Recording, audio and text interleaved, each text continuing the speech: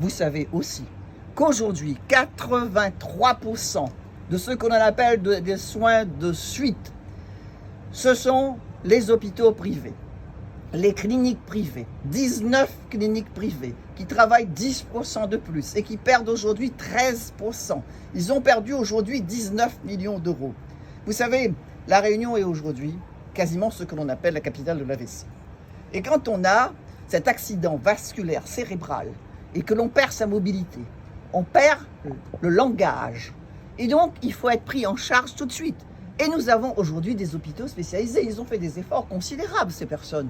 Et ces 19 centres qu'il y a sur toute la Réunion, dans tous les secteurs nord, sud, est, ouest, il y a ces centres qui sont là.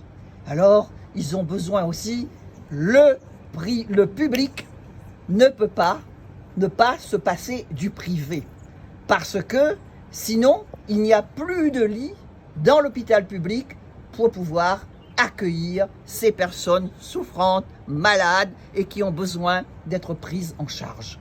Je me réjouis encore une fois, je suis très heureuse que les Réunionnais, les élus réunionnais s'accordent aujourd'hui, toute sensibilité politique mise à part. Ça, c'est de la belle politique, c'est de la politique qui a de la noblesse de se mobiliser pour la santé.